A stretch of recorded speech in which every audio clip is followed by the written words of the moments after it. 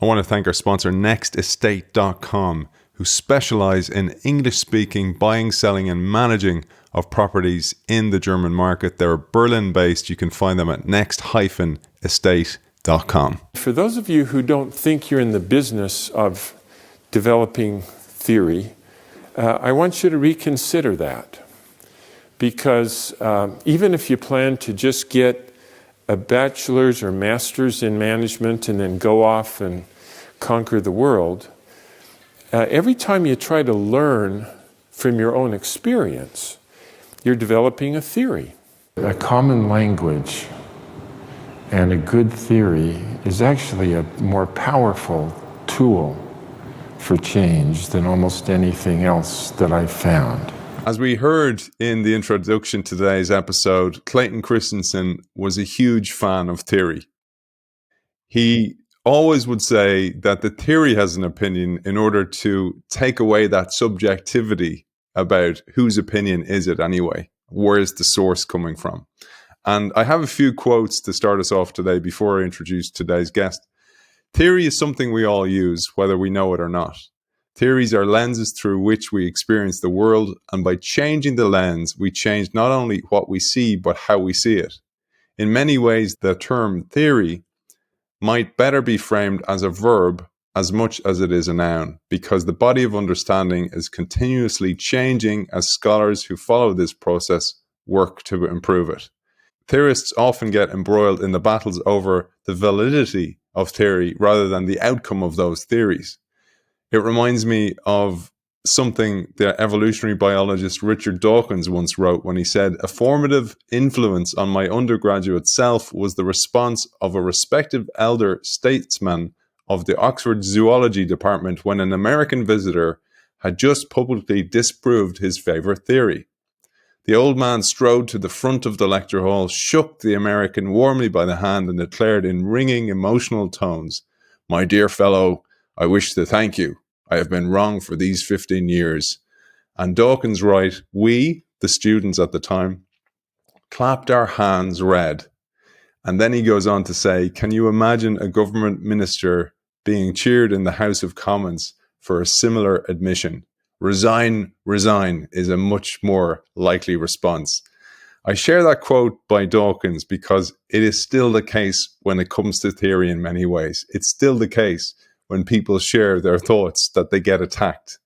And it's something that Clayton Christensen was very aware of when he introduced his theories. Indeed, his theories did get attacked. Theory is a baton to be passed, he would say. Copyright and copyleft. Our guest will unpack these in a few moments. The paper I wanted to share today aims to provide a common language about the research process that helps management scholars spend less time defending the style of research they have chosen and build more effectively on each other's work. I felt this series on Clayton Christensen would not be complete without including today's guest because he co-authored a paper many years ago and he had done so much work on theory building before that. He's an anthropologist, but he's built on these theories, and it's a great pleasure to welcome him to today's episode. Paul Carlile, welcome to the show. Thank you, Aidan. It's wonderful to be with you today, and then also just to be a part of this tribute to Clay and everything he accomplished. And as you know, we'll talk more about that baton passing and how to move this from an individual sport of theorizing to a more collective sport of theorizing. I think that's one of the legacies that he almost every talk he gave, almost every one, he brought up this question of theorizing. But in some ways, it remains probably one of the more elusive contributions from his legacy. So looking forward to unpacking this. I thought, Paul, of the beautiful part of evolution where monarch butterflies migrate and they pass on from generation to generation knowledge. And I thought about that when it came to this theory building.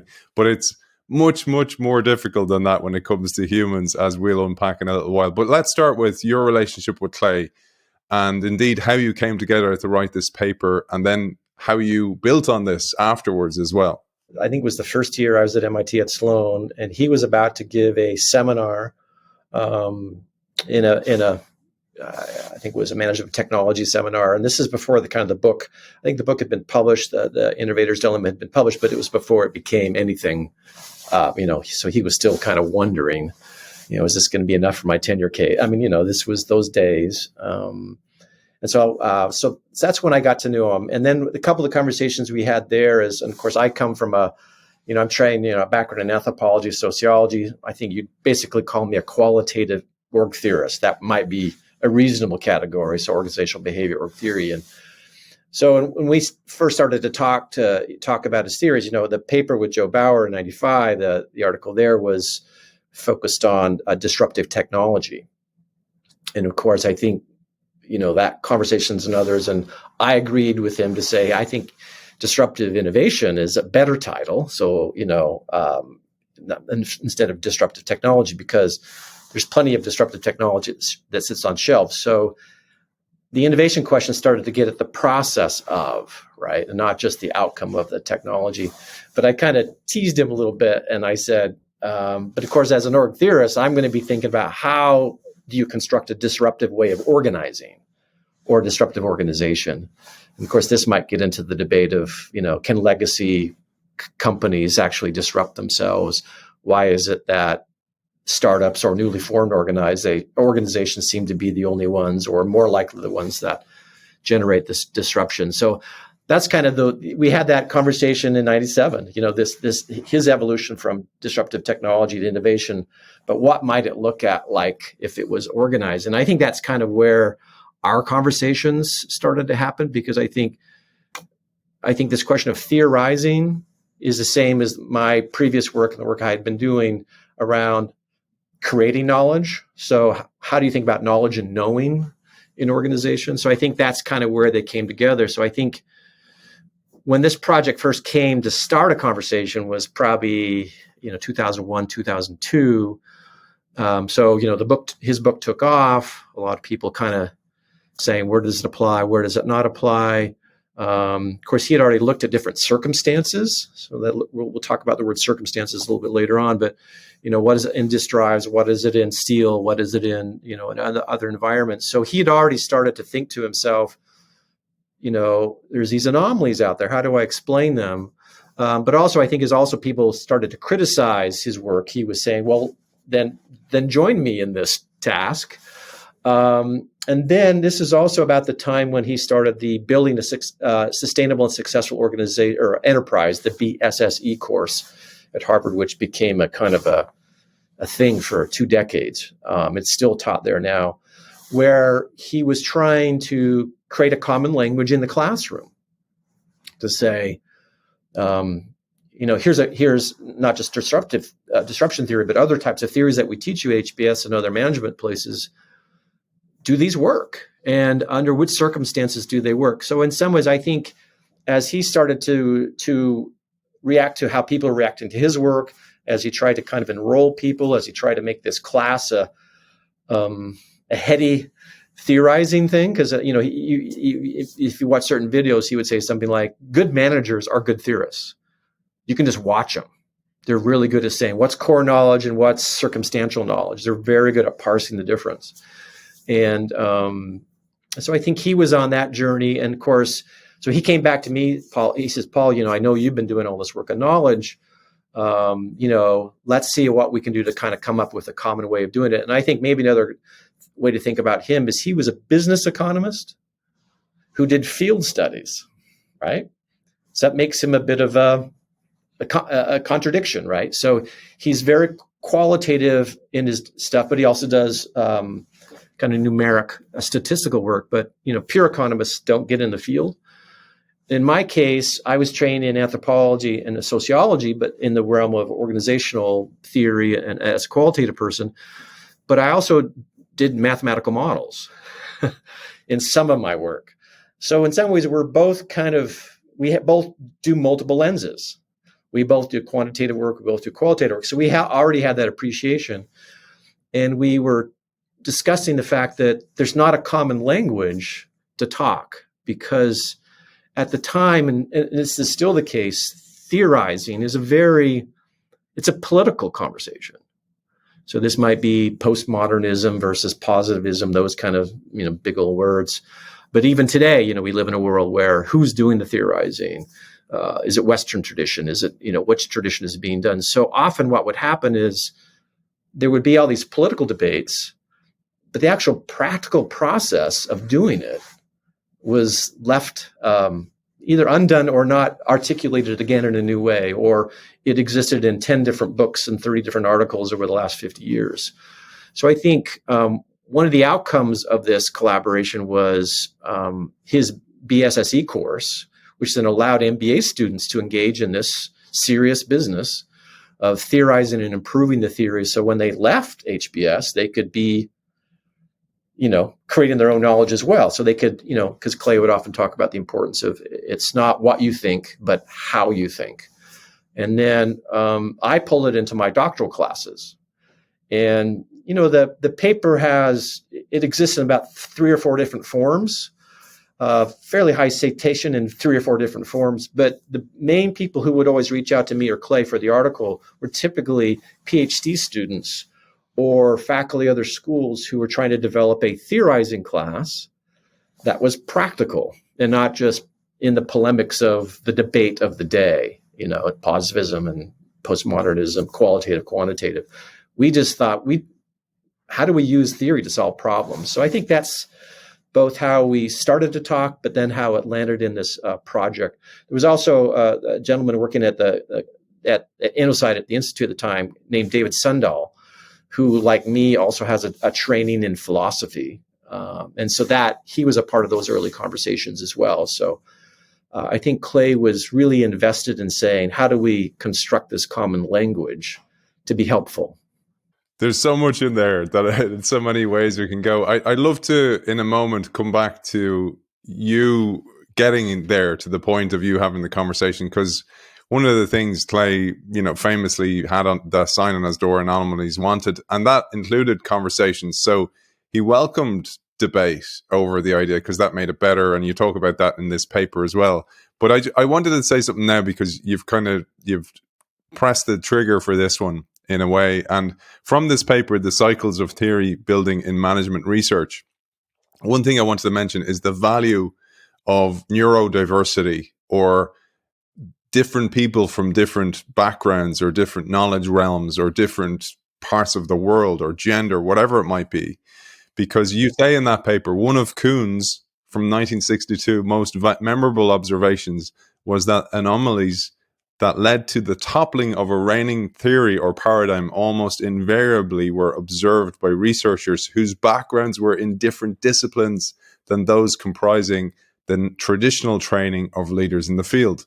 The beliefs that adherents to the prior theory held about what was and what was not possible seemed to shape so powerfully what they could and could not see that they often went to their graves denying the existence or relevance of the very anomalous phenomena that led to the creation of improved theory. Researchers from different disciplines generally use different methods and have different interests toward their object of study. Such differences often allow them to see things that might not be recognized or might appear inconsequential to an insider.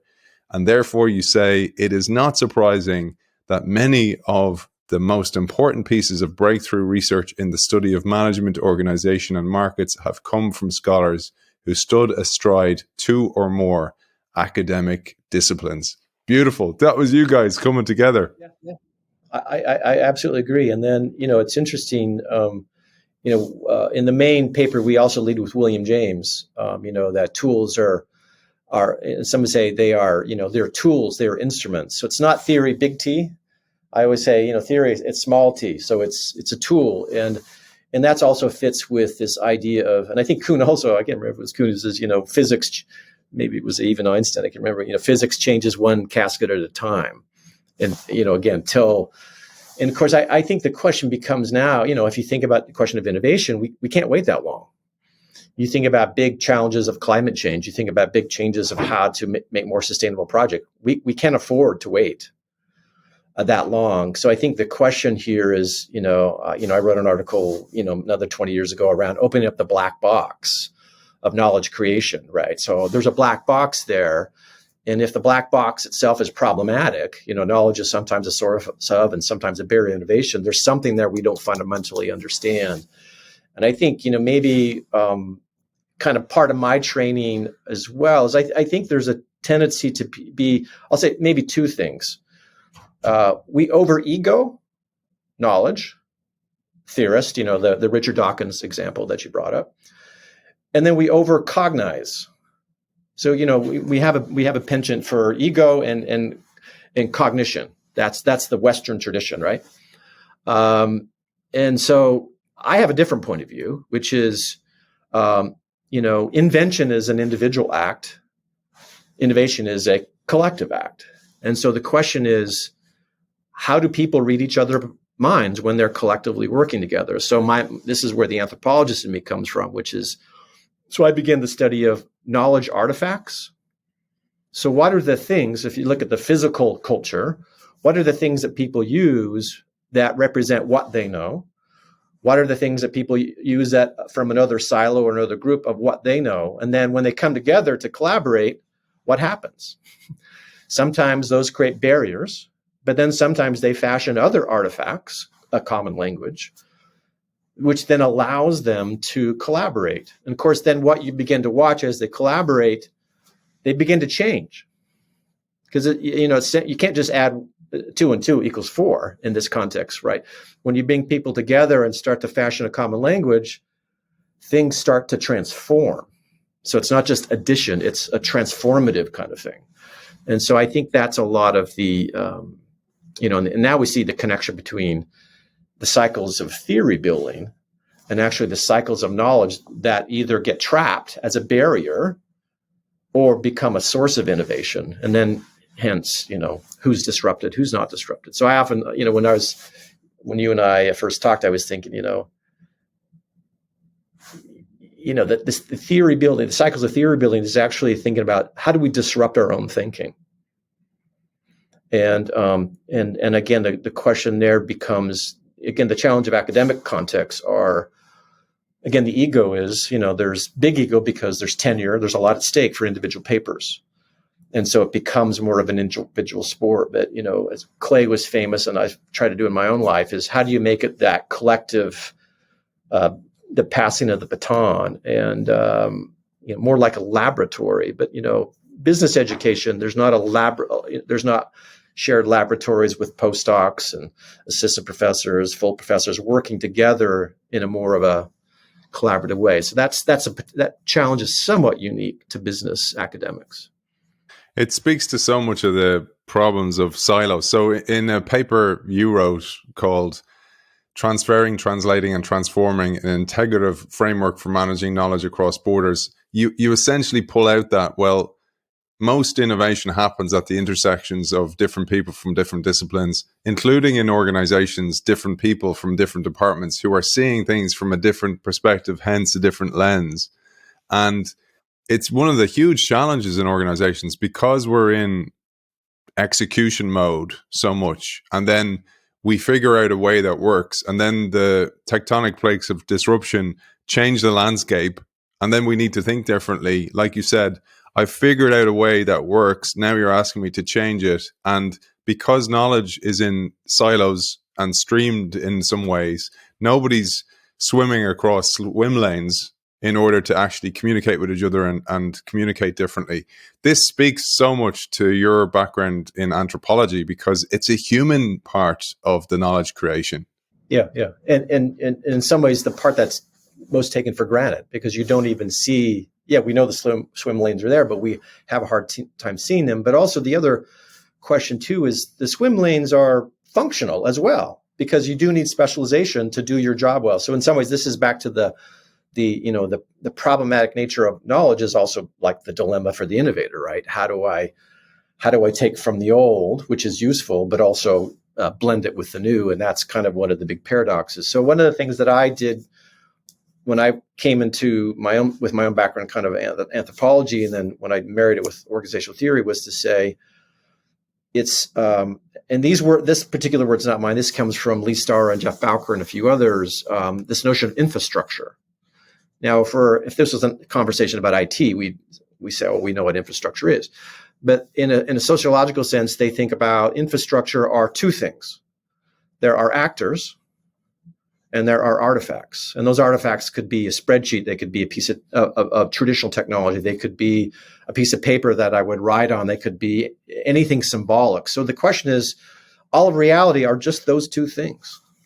So it's kind of a way to both think about what are the primitives that I could go after addressing these dilemmas, right? Because in some ways you need a real set of primitives to understand what's going on. Otherwise you just black box it and say, well, let's just start a new company, right? Legacy companies can't change. And so when you start thinking about the knowledge artifacts that people use, you start to realize, yes, there's a mental model, but to get people to change their mental model, somebody's got to be in charge of the infrastructure to create new infrastructure. And so, my current role where I'm at, I'm Senior Associate Dean for Innovation at the Questrom School at BU. And so I've spent the last couple of years creating a new form of online education. So it's online at scale. So it's very different than previous versions of online, but also very high quality. So if I think about what I've been doing the last 3 years, it's launched, it's successful. I have been creating infrastructure for my team to interact in new ways because, again, it's not a 40-person classroom setting, right? It's a different setting. Rubrics are different when you function at scale. So I think in some ways, unfortunately, Clay's not with us, but I think in some ways, if there was an opportunity to revisit this article and then turn it into a book or something like Intuit, it would be say, how do you take the individual manager as scientist looking for anomalies, individual action? How do you take the manager as leader to create collective action? And that's why I would frame it around, how do you help them design infrastructures for innovation? Because the current existing infrastructure is going to trap you. If you're constructing infrastructures for innovation, you're thinking about, maybe I bring in people from a different division or different function, different part of the globe. But of course, then when they're working with others, I got to think about how do they interact in ways where they can start to construct shared artifacts, common language, common methodologies, common interests. So you have to, because that naturally will not happen. I mean, maybe a quick example. I was with an organization that was trying to develop treatments for multiple sclerosis. It was something you and I share in common, interest in neurological diseases. And they were bringing together for the first time people from genetics, people from developmental biology, people from immunology, people from other groups, because he figured that the reason why we hadn't made breakthroughs in multiple sclerosis is because everybody just took the funding within their silo and spent the money there, did the science there. But what we know about multiple sclerosis, it is a multi-causal disease, right? It's immune, it's age. We don't really fully know the cause. And so I was in the first meeting where they brought people together, and he was smart enough, and of course we talked about it, is often people will want to come in and talk about what they know, their solutions. And of course, if you got a bunch of PhDs, they're going to talk about that, right? And we were very careful to say, no, you're going to talk about what you don't know. And what quickly began to happen is people started to realize I talk about it like arthritis and you talk about it like genetics, developmental genetics, but we're climbing the mountain from two different sides, but the mountain is the same thing. So by making them focus on, what they don't know, what problems they share. And so to me, this is where, and this is more similar to my work than Clay's work. He focused on the question of anomalies, because anomaly would pop out as you're going through the theory building cycle. There's something that doesn't quite fit. In my work, I focus on, if I have to construct an infrastructure for innovation, the problem is one of novelty. Now let's decide if we can decide what novelty is. But what you can maybe just do a quickie. You can say the opposite of novelty is 100% confirmation. So the existing infrastructure tells me exactly what's going on right now, and I don't need to change. As you start to move up and you got competition, the world's changing, the world becomes increasingly uncertain. But uncertainty is, of course, an abstraction, right? What does uncertainty mean? What it means is the world is becoming more novel. So there's new actors, new artifacts, new things that are coming at me that I have to make sense of.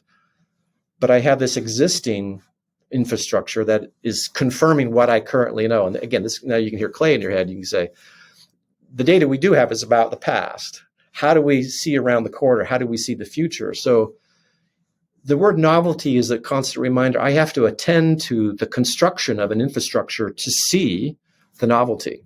So I don't worry about the future, because that's, again, future is an abstraction, right?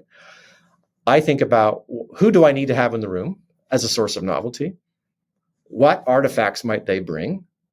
And what new artifacts might need to be constructed as they interact with other people to generate and discover the novelty? So that's kind of the way I come at it from a scholar who tries to say, how do I allow teams, organizations, a multiple sclerosis nonprofit increase its innovation, particularly when, as we know, that the humbling part about innovation is that the world is more complicated than we can ever understand.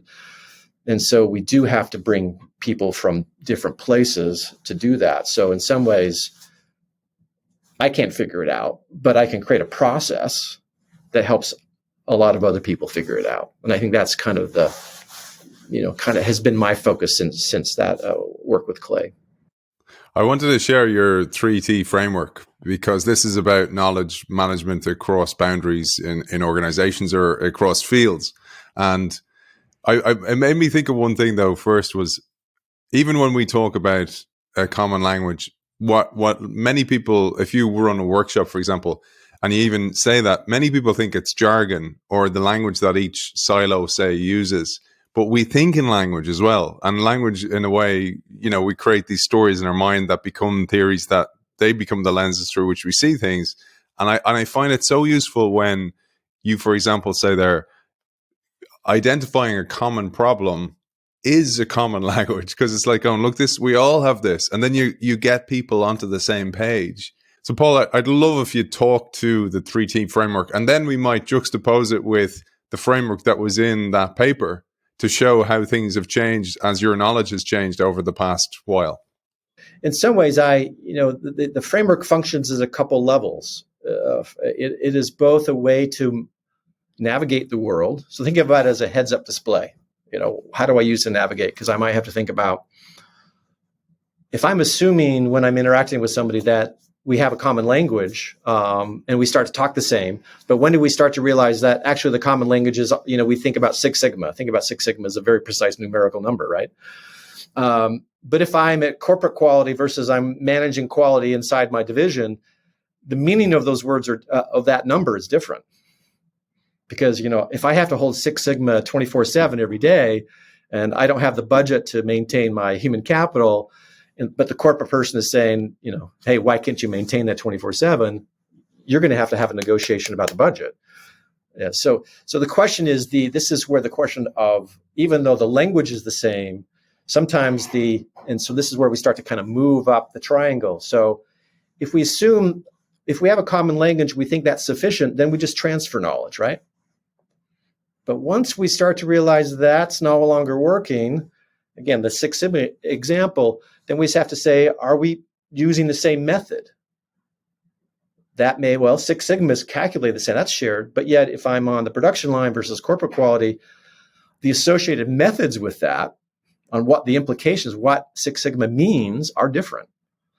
Which then you get to the top level, you begin to say, there's this pragmatic difference. And this is where you start to talk about interests. Our interests are different. And so again, if they're going to have to renegotiate the budget to get training so the factory floor can have the human capital to maintain Six Sigma, they're going to have to change a little bit how they think. They may have to develop a new shared semantic, a new translation. So this is, again, common language, common method, and common interests. And so in some ways, one way to think about the framework is to think about, are there breakdowns at what level? But I think the default when we come into any room is we assume we have all the same. And the question is, so what do we do? So maybe the anomaly is, okay, I thought we were talking Six Sigma. Then you bring something up and I'm starting to say, oh, that's different. Now I could just resist you and say, why are you saying that? Or I could say, where does that come from? So in some ways, it's a heads-up display to get us more creative and open to the novelty. Because again, you see on the flare there is, as novelty increases, we often have to move up that stack. I think another thing that when wrote this particular paper was there was a kind of within the literature, there was a big debate. There was a lot of people just saying, well, you just transfer knowledge, right? That's all you do. Some people then, that be more of the technology people, the knowledge management people at the time. Then there might be saying, well, it's about interpretation. So it's the cultural view of knowledge. And then, of course, then you have the political economy view of knowledge as this, source of conflict. And what I observed was it depends on the circumstances. And so in some ways, this is a little bit of, as a theory, it says under different circumstances, different frameworks apply. But more importantly, it's not just the lenses of different frameworks, but as a manager, you may have to move up and down this in the course of a 3-minute conversation if you're open to it. And so in some ways, it becomes very pragmatic heads-up display, but it also makes sense of big traditions, whether in academics, but also points of view that might be coming at you. So it's both a way to reorient people on how to think about knowledge appropriately, strong word, sorry about that one, but also to orient yourself just as you navigate the world that comes at you. So that's kind of that's where it came from. And that's how it's connected to anthropology and all the previous work I'd done. Most of the audience, Paul, are consultants, CEOs, change makers in organizations trying to drive change. And let's imagine, for example, we'll leave the framework on the screen and imagine I'm trying to come to you to sell an idea to you within the organization. And how would I then interact with the framework in order to make sure we're on the same page? So at least you're hearing what I'm saying. And I know there's loads in that. We could do a whole show on that or a series and would never get to the end of it. But at a top line level, if I was to use the framework in that type of conversation or that type of, or to your example of bringing all those different departments together for multiple sclerosis, how would you use the framework in that respect? Yeah, Aidan, thanks for your question. Yeah, so maybe the visualization, that quick and dirty visualization we just put up there, would be to kind of think about. So the main triangle work that I have done is about what's happening at the boundary in relationship between two different actors from two different places. So if we had the right side up triangles on either side, it would be they have a lot of common language, that's uniquely theirs with their own methods and their own interests. But their interests are somewhat hidden. Their methods are somewhat hidden. So they only use their common language. On the other side is exactly the same thing. So you have this huge bedrock of common language on either side that at this point are not shared in common. Because how do we attend to the sharing them in common? And so in some ways that becomes, so like you said, if I come into the saying, hey, I have this new product idea, I have this new service idea, I just came from Southeast Asia, I've seen these things or doing things differently there. What I would have to be very aware of is how their right side up triangle is constructed. And I wouldn't be thinking, I think about, so they use a language, and of course, language itself is an artifact, right? Language is a human construction that we use to get things done. I would need to be aware of their methods. So long-term, short-term, customer focused, backroom focused. I would then have to realize that then influences their interests, short-term, long-term, business unit or future. I mean, again, you could start to kind of spelunk that kind of stack model all you want. So in some ways, if I don't come prepared with that kind of archaeological understanding, if you will, I don't stand a chance. So if I have a little bit of that understanding, but also bring some possible artifacts that I could share, that might be somewhere in the middle. So there was a woman named Lee Starr in 1989 who developed the concept called a boundary object. And she identified these as things that tend to sit in between different types of groups. I took that work, and then my research was certain artifacts create barriers. Certain artifacts allow people to collaborate and innovate together. And so the language of a boundary object would be useful here. I'm thinking about what would be a boundary object that I would use when I talk to Aidan. Again, he's short-term focused, but he wants, he wants to get promoted to the strategy group. So he may be interested in growth in the future. So how do I bring in something that's a hybrid or of those two things? And maybe it's not a fundamental detailed measure like an ROI or anything like that, but I may work that on an envelope. I may work that on a piece of paper, but I'm representing the short term and the long term. So how do I get him to start to open up this space? So if you think about it, if I come together and I don't think about where you come from, the only option I got is transferring knowledge and language. That's not going to innovate, right? Because you're probably going to win because you control the methods of how you fund things, what's a good product, what's a bad product. So if I can get you to move up that stack, then you begin to think differently together. Now, of course, after this meeting, we'd have to pull in other people. We'd have to go in that same process. You and I might then have some new shared language about how we might articulate that. Because, this is the collective action problem that is innovation, is that, you and I would have to influence potentially 50, 100, 1,000 people, depending on the scale or scope of what our innovation endeavor is. So that's one way I would use moving up and down that stack, because you're starting to realize how is their stack constructed and what's taken for granted over there. Firstly, I think it's so important. So many of us in innovation work blame the recipient of our message. We kind of go, oh, they're dinosaurs. They totally don't get it. And we fail to prepare all the time in to the level that you talked about. We walk into that meeting. We do it all the time. And I think it's probably the biggest lesson I have of my own failures when I was in corporate innovation was that I thought that just saying it and getting them excited about the idea was enough, but it didn't speak to resource allocation. And it's one of the values of doing this series is when you put all the pieces together and then you look at what was behind that paper and, what was Paul's work and what was his future work and what has he discovered since. You yourself get a more holistic lens and you look back on your mistakes and you go, oh, no wonder I couldn't sell the idea. Yeah, I have this reputation, and it got challenged during COVID to some degree. In some ways, I was building this new program, and we had to do it all during COVID. It was all virtual, but I always have a backpack with me wherever I go, and there's some things in my backpack. There's lots of blank paper. There's a variety of pens, different colors, some for whiteboards, some not whiteboards, and there's erasers. And so, any place I go into a room, and I start to talk, because often, they want me to say something, and I quickly pull out pens and paper and hand it to them. Because this is language doesn't lie on purpose, but language is not causal enough. So there's a simple way I think about it. If we're using words, eventually we need to map the words in some kind of order. Otherwise, the words, we don't know what they mean. So this is where they start to get more, what do the words mean in an order? What happens first, second, third? So if you go from language, and then so think about that middle tier translation, you have to translate that and map them together. Otherwise, you don't know what they mean or their consequences.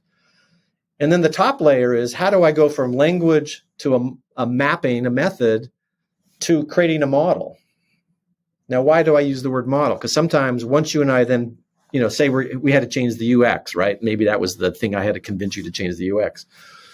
Once we start realizing that, we do a new wireframe, we're going to have to hire some new people, new budget, change time frame, whatever the case may be. Once we do the model, we start to realize, and these are the consequences of this change.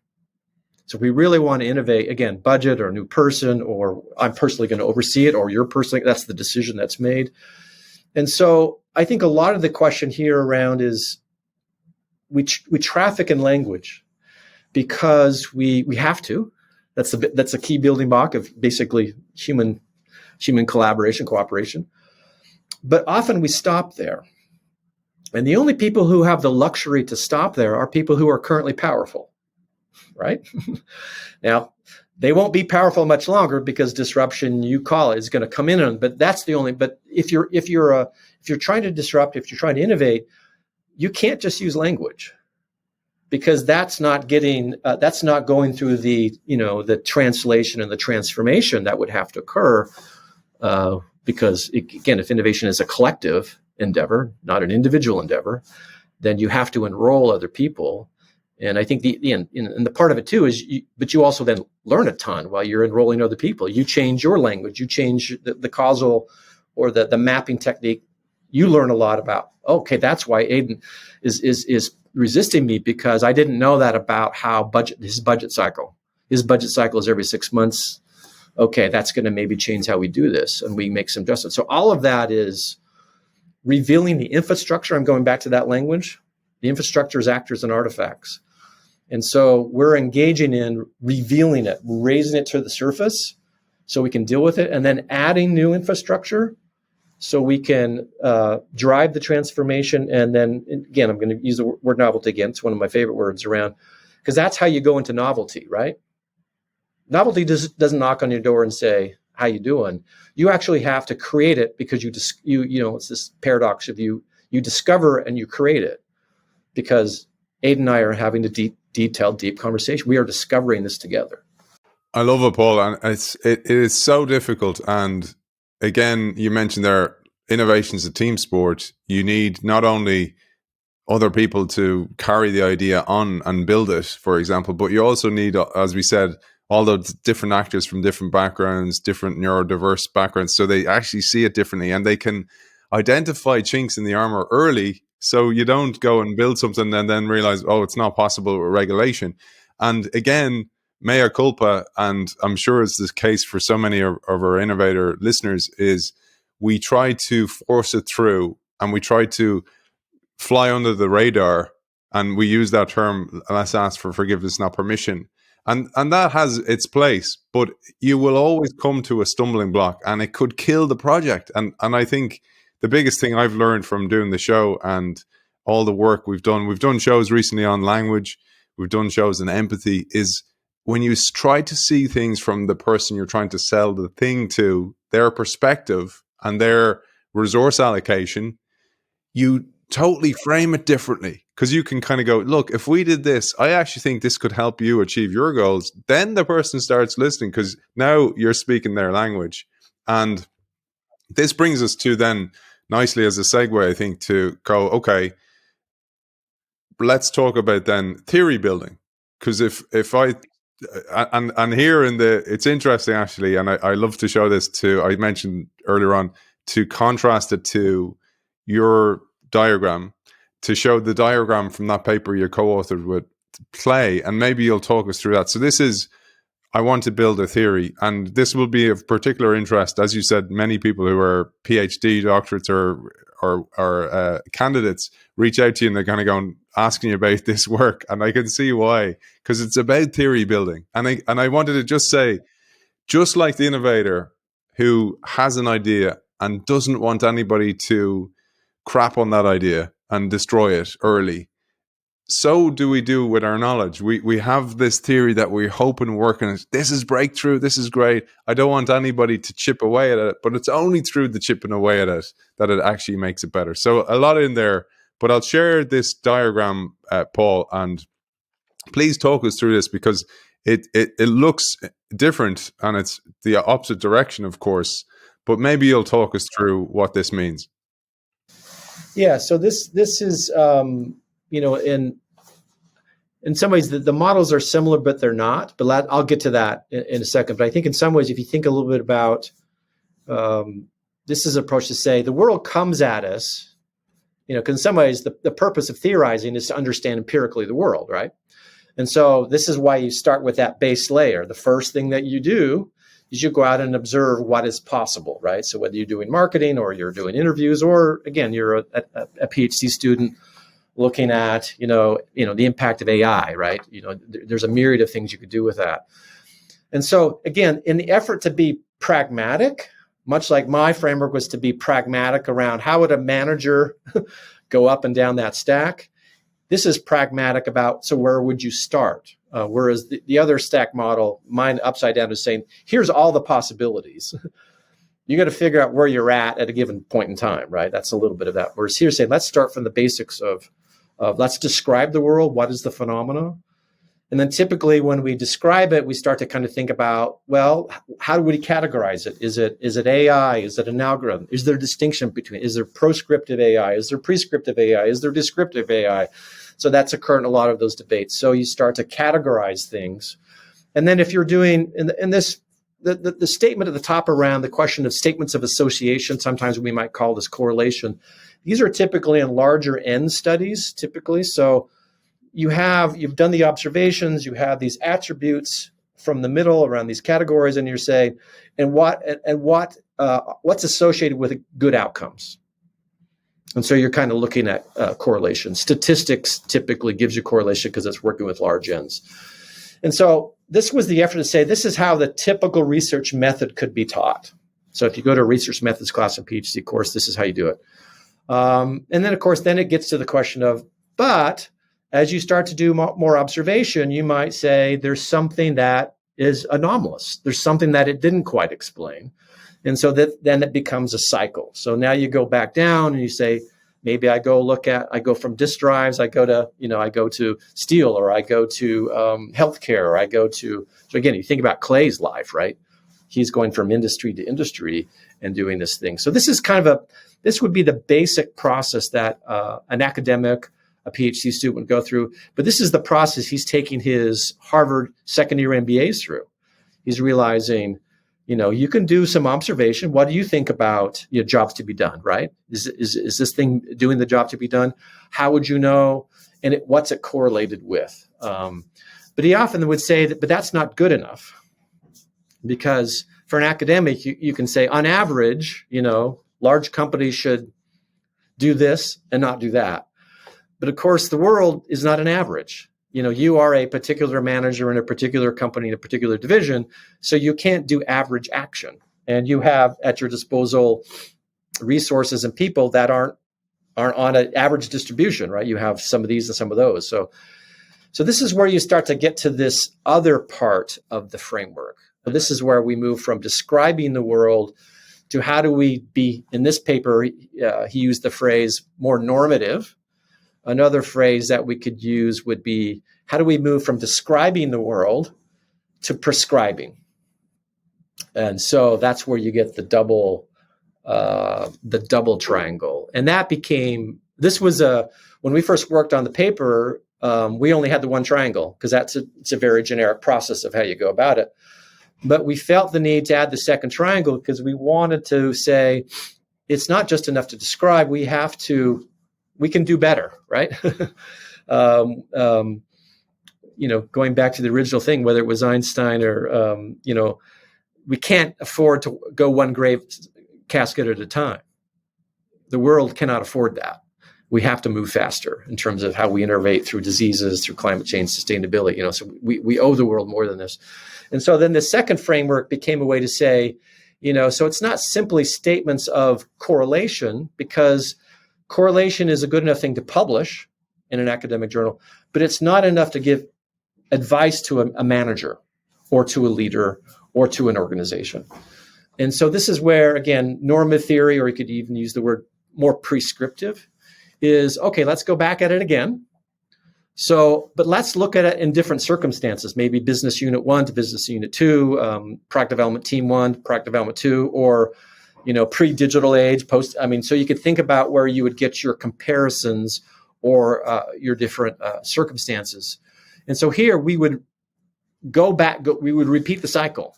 So we would explain again, observe the world, record it, and then we'd start to think about the categorization, just like in the first one. But then we'd start to think about, how are these related to circumstances?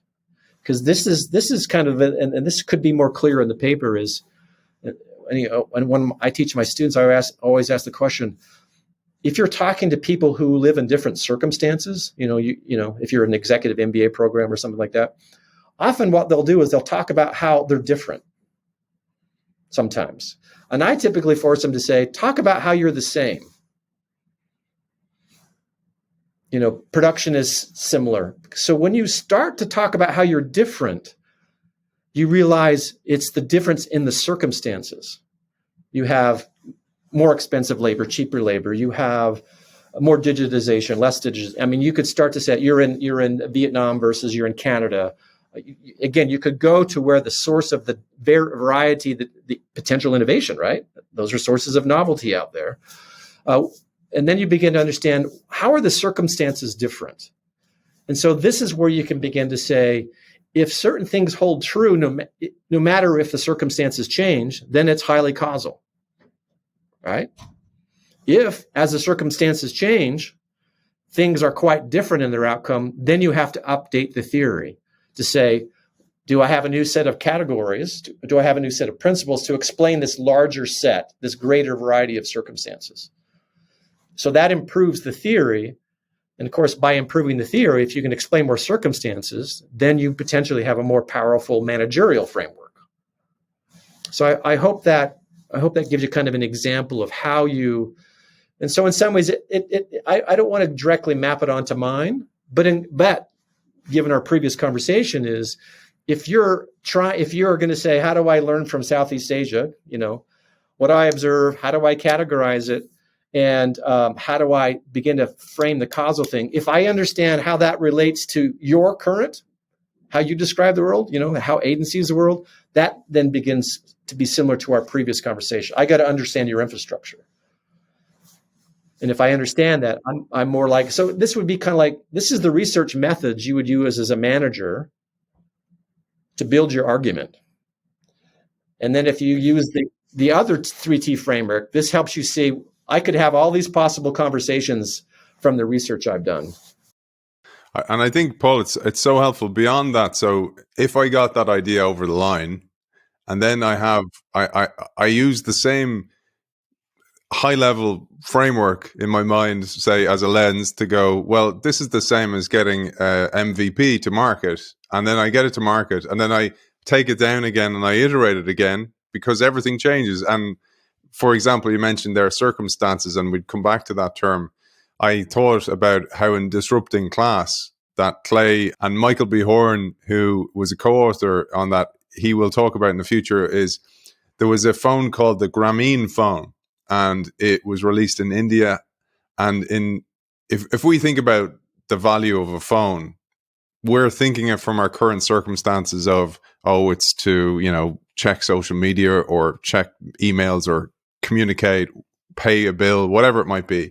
But in India, a phone, for example, for a farmer was, so because they didn't have massive access to a phone, they would have an entrepreneur who would have a phone and rent out for you, Paul, to make a call. And you now as a farmer could ring ahead to a market and go, do you have a need for oats or whatever is my product, my crop? And they would go, yes. And you'd agree the price there. And that changed the market, because often in the past, I would have had to go there. And then all the power was with the buyer and no longer with the seller. And it made me think of that when you use the word circumstance, because the circumstance is different because of the condition for different people. And maybe that will help. And if it isn't, if it's a terrible example, tell me. It's a great example, because, we used to do cases on, soybean production in India, right? So subsistent farming. So now we're going to use the word scarcity. Think about the how would Clay say that? He would say it the non-consumption, right? So think about non-consumption, and so there, and again, and I'm going to throw back in the word infrastructure. So in the United States, for example, or any place in Europe, you have this immense telephone, cell tower infrastructure. So think about that as actors and artifacts in a network that function a particular way because of that history of that infrastructure. If you take that lens and plunk it onto rural India, it doesn't work, because it would take 50 years to do that. So somebody who says, all I need is a phone and I may have to rent it. Now you're going to what? You're thinking about renting, you're flipping the business model, you're thinking licensing versus pay, or you might license out of a portion of that. But what you're thinking about is what's the job that needs to be done there in those local circumstances. And so but then you kind of think that frees up all kind of innovative power, because now you can use fancy, or like you're getting rid of, information asymmetry, right? The information asymmetry goes very small compared to where it was before, as you were at the mercy of the buyer. Now you know negotiate on the spot on time. So there, I'm going to use a fancy term, is the innovation happens more powerfully because it's happened exactly when it needs to happen, when the self-interest is most powerful, right? If I can sell it now, then that means that farmer is going to take the action right then and there, as opposed to having to dry the beans all the way into the power broker, where the power broker has all the power. So when you think about the innovative potential that exists in our world, the disruption often comes in going to where the non-consumption is and creating a much simpler. The reason why it has to be simpler is because the current solution we have is not simple. And that's not simply because it was built, the mainframe example. It's because it's a built infrastructure that's beyond a company. The telecommunications infrastructure for the U.S. is beyond one company, right? It is a societal kind of infrastructure. So I think this starts to kind of connect to this question of scarcity, and if you want to equate that with potential non-consumption, are huge sources of innovation. Huge. And they're typically scaled sources of innovation. And then again, going back to the notion of information asymmetry, because I teach information economics as well, is when you have massive information asymmetry, that typically tells you there is waste, there is dormant potential. So the question is, what technology, what new social way of organizing, what business model do I put there to unleash that potential? So for me, when I think about infrastructures for innovation, it's tapping dormant potential. And again, you could go to practicalities like, well, then what's the common language? So are they going to speak a little bit, because then they had to standardize on certain languages, because, India has multiple languages in it. Or is it just numeric? Do they have a form that people enter in? So then it gets to the details of the interface and stuff like that. But those are smaller details than changing business model, et cetera, how you would go about it. So to me, the other example in my head that's kind of flying is you can see how I'm zooming in and zooming out. And that's what theory allows you to do. And so you can go to a very small artifact, and then you can go to these larger telecommunications business model infrastructures, and then see how they relate, and see if you can zoom in and zoom out, depending on who's in the room. I talk to them differently.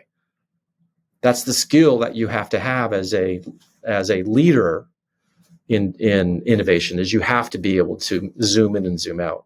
It highlights as well, Paul, how it's not as clear cut as it appears, and by that I mean there's a huge expectation on leaders. So the idea of execute or exploit and explore in parallel, but they're human beings, and oftentimes they don't have the time, the luxury of the time in order to do that, and then lead, and then think about sustainability and diversity, inclusion, etc.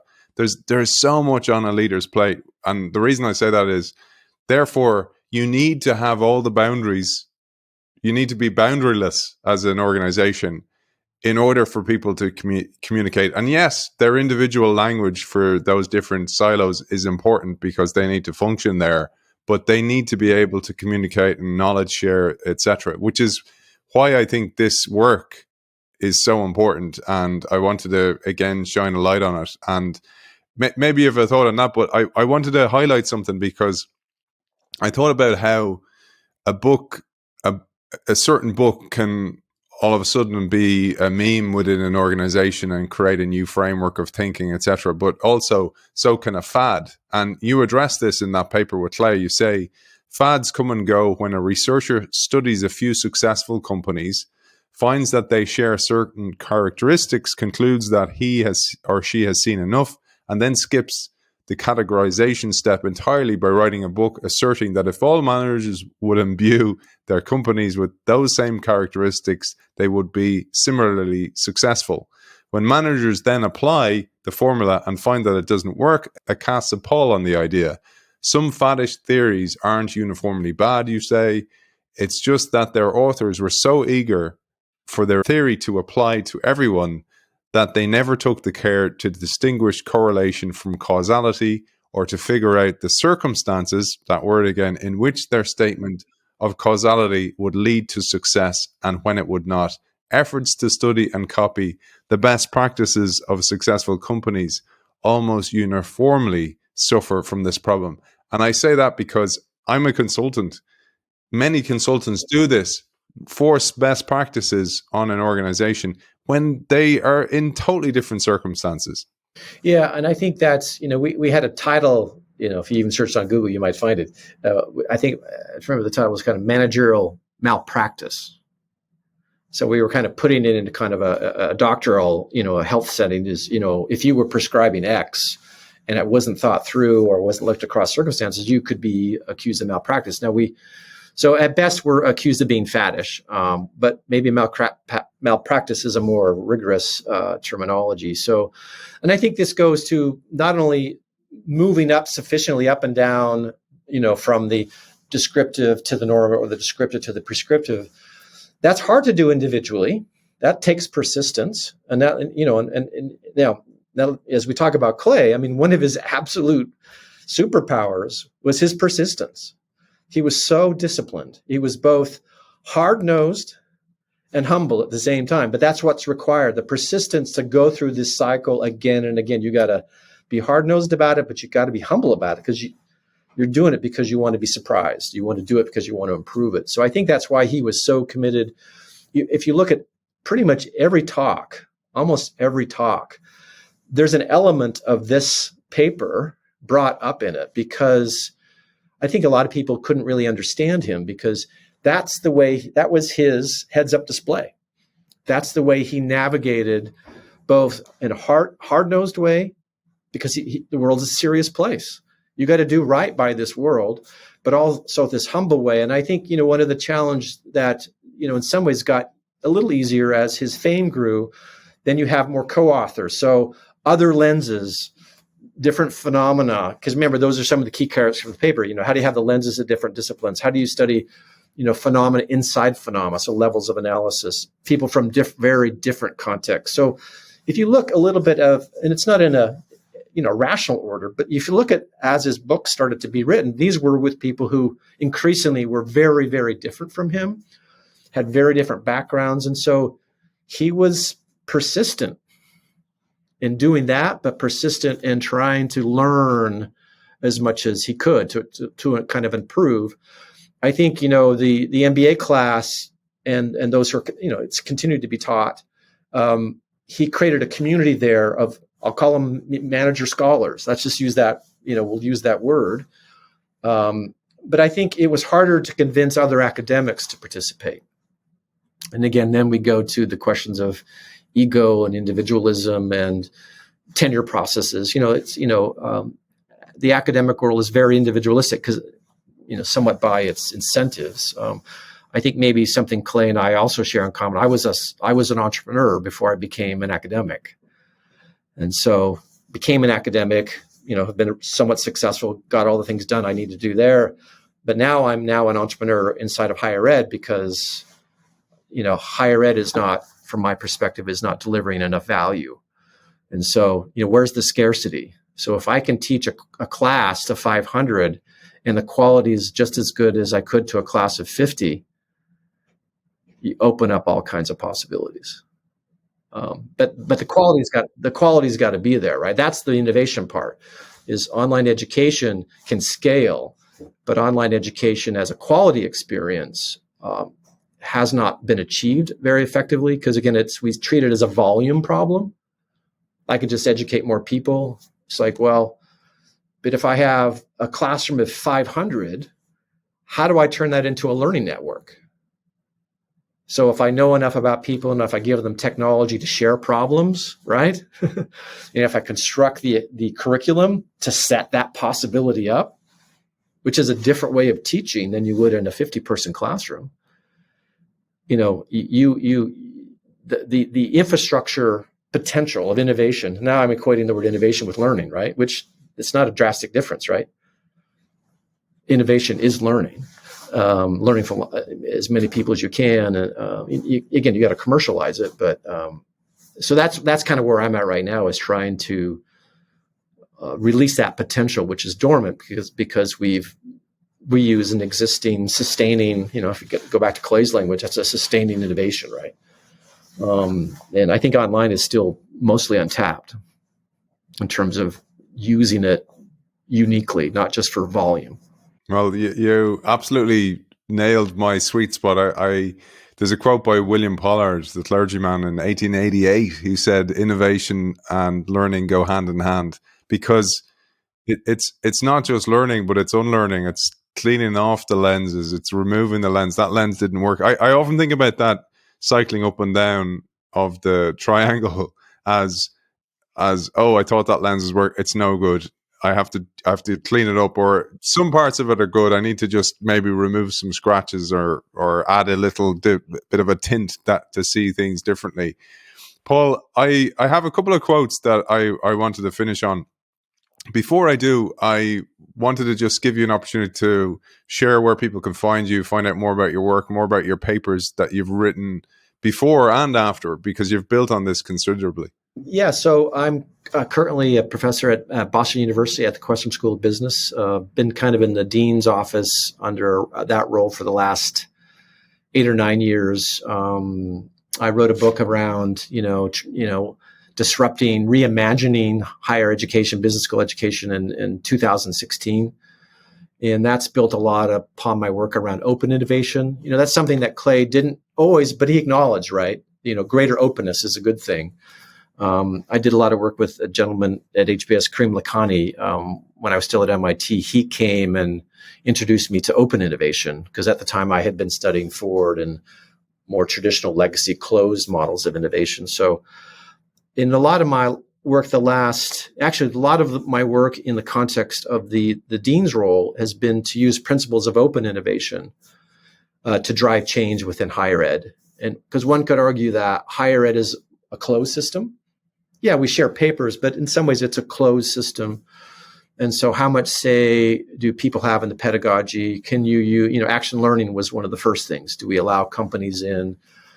But still those were underthought, kind of a, Band-Aid on the end to make it look good. What would it mean to fundamentally bring what I call project-based learning into a classroom?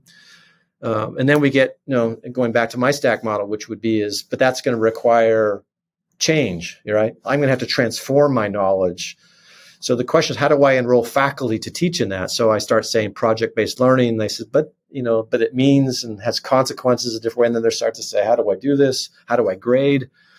And then by the time we get to the transformation, that's where you would build the model that would reveal the pedagogy and the approach. So in some ways, the last 8 years, I have been maybe more of the leader version of my work. And then again, back to the relationship to Clay is I had some things that were more successful than others. And so I had to learn. And so maybe one thing about circumstances, which I think is interesting, is another word I'll use is, how much do I need to accumulate from my pilot before I do the next thing? Because this is this question of, am I open to everybody at the beginning? Of course, the answer is no. So I pick some new thing. I got to get some variety. I got to get some novelty in there. So I pick that. But maybe my MVP or my pilot is I got to push out that I can construct the product or the UX or things.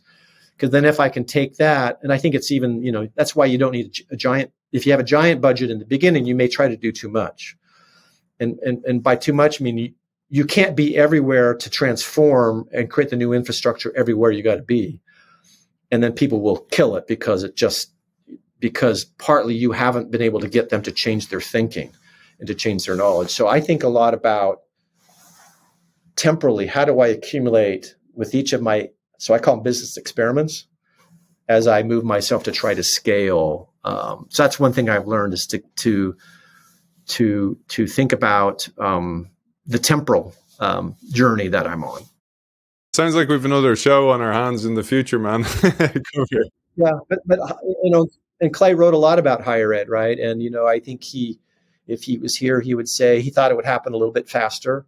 We had the presentation from Clark, and in the context there of pathways, that's been a fairly rapid change, but a kind of a mission driven too. They have a unique organizational structure, which, but still a lot of transformation would have to occur there. But it'd be interesting to kind of update. So what do we think about the future of online? Where might it go? There's big, powerful platforms out there who, are they just there for volume, or are they there for quality? And I think one of the things that's lost in the conversations around business models, and sometimes I have a slightly different distinction about business models from Clay, is I think he's always trying to frame the question of how do you change the business model to sell a product or a service? What we do know about business platforms where we have multi-sided contexts, those are more open, right? And so in some ways, those are more complex business models. And I think in some ways, how does a university, what's its role in convening, third-party people to do that? But right now in the world we live in, it seems that we've largely made sense of Google and Facebook and these platform companies purely as mostly consumption. We consume products, or when there is co-creation, it's just, let's say, mundane, not terribly meaningful co-creation. But what happens if we actually have to co-create knowledge together to allow the world to be more sustainable? Because we don't have a lot of that knowledge yet, right? How do we open that up so more people can participate in that construction? Those are some of the things that interest me, is how do we open this up more and more so we can innovate faster? The important stuff, man. The important stuff. I got so much out of it today. I hope our audience did as well. And even one thing, I'm going to say this because you said, we share papers. I often think this, and I struggle with this, right? So I cover a book a week. I read the book, as you know. I do read it. I send questions to the author if they want, and then I edit the show myself, Paul, because I want another pass on it. So I want another opportunity to listen to it again and edit it and let the concepts seep in. And the reason I say that is I know how difficult it is for our audience to carve out the time to do reading and learning and unlearning. It is hard, and it requires a systematic change of how organizations are set up to be learning organizations, because how do you have time to do that? And even when you share papers as an academic to one paper to the other, do you really read them? Do you go deep and actually take the time to read them, or you skim them? Because it's a totally different discipline, right? Yeah, and the challenge of skimming, but the question there is, but then how do all these papers fit together?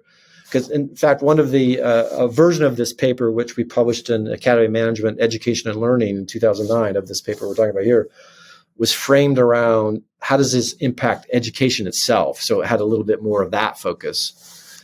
And one of the challenges we face in the academic world is a lit review. So people do a lit review, right?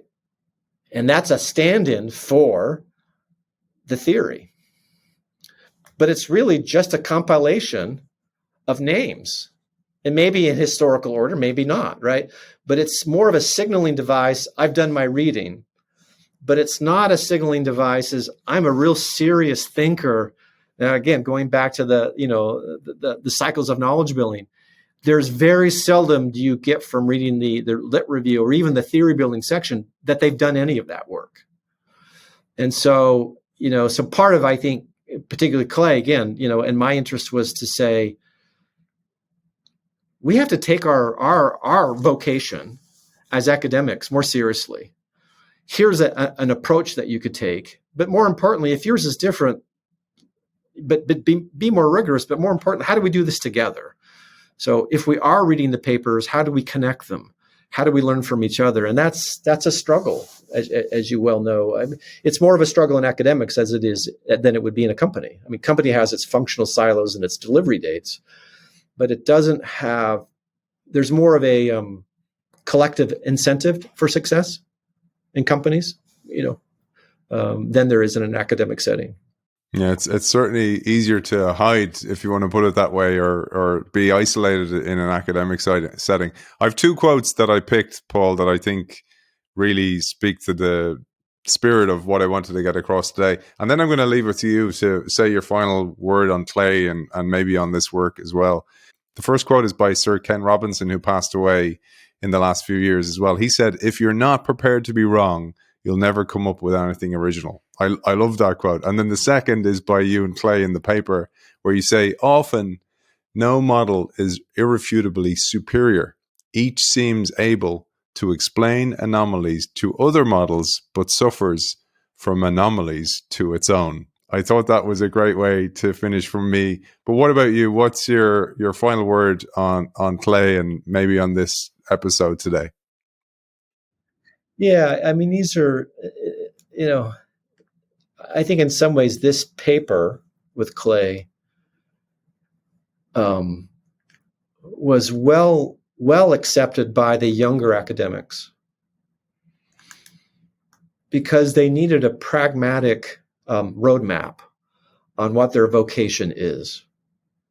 I think as academics get more famous and they build and they have an accumulation of their theories, then that's your Robinson quote, right? They have a harder time being wrong. Now, let's say we had a better infrastructure to share and work in laboratories, they might be more open to being wrong. But right now, you read my paper, I read yours, and maybe we see each other at a conference every other year, right? And so there's not even, again, when we think about the infrastructure for innovation, academics is set up poorly, certainly business academics is set up poorly to innovate together. And so again, and the segue to the quote from the paper with Clay, I think the reason why you have to be prepared to be wrong is because, and Clay would always say this, it's I'm not wrong, it's the theory. And it's not so much saying the theory is wrong, it's let's improve it. So remember, it's the William James quote. Theories are small t. They're not about the ego. They're not about the individual. They are a tool to improve over time. And going with my word novelty, you use the theory as you thrust yourself into the novelty, right? Who do I bring on? What boundary objects do I use? There's all kinds of things. How do I construct knowledge with this? So I think there is you have to decenter your ego to be okay with being wrong. And then as you decenter your ego, you're much more comfortable with anomalies, discovering anomalies in others. And probably the hardest thing, for Clay or myself would be, you might see the anomalies in others, but sometimes it may reveal one in yours. Are you making time? Do I have to collect more data? Or because I'm focusing on product business models and not platform-based business model, does it create a bias? Or do I need to think on both, right? Because those two worlds often don't talk to each other, right? Product-based business models don't talk to platform-based business models. And so maybe there's work to do to bring those two things together. That's what would allow, because in some ways, that if Clay was here, I'd say there's currently an anomaly, right, in how we talk about business models. We got product-based business models and we got more platform-based business models, and they don't talk because those are very different disciplines, very different traditions. And a way forward would be to bring those together because each reveals anomalies in each other. Platform-based business models thinks everything's a digital good, right? Right. Or on a product-based business model, it's worried about, this question of how do you price for non-consumption is a very interesting question in a platform-based business model, right? Because whether it's a freemium or how do you stimulate demand, right?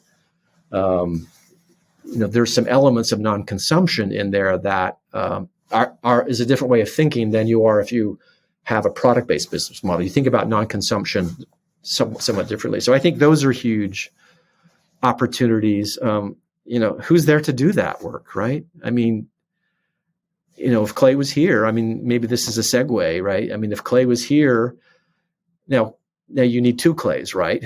Clay was also very busy, but he might say, what's the big problem on the horizon? So whether it's thinking about the business models or sustained, we could pick our looming problem, and, he would be the first hard-nosed, humble, persistent guy to try to pull a team together to do it, right? Because, he was, and again, the reason why I say the word hard-nosed is he was so persistent. And that is, he may be one of the most persistent people I have ever met. And but of course, the results are part of that. He was also a very humble man, which I think that's his legacy, right? This persistence, hard-nosed drive, but this humility to be surprised. That combination is very, very rare, and I think that's what that's the unicorn that was Clay. Beautiful, beautiful way to remember Clay, and it speaks to what you said earlier on about a leader. They need to speak multiple languages, and he used these different characteristics to speak those different languages. Paul, it's been an absolute pleasure having you on this series. And I'm going to say this because I know you have your own book, and we're definitely going to cover that in the future. But for this episode, co-author along with Clayton Christensen of The Cycles of Theory Building in Management Research. That paper we talked about today, and I'll link to the other papers so everybody knows what the other papers were Paul covered. Paul Carlile, thank you for joining us. It's been wonderful to spend time with you, Aidan. I want to thank our sponsor, nextestate.com, who specialize in English-speaking buying, selling, and managing of properties in the German market. They're Berlin-based. You can find them at next-estate.com.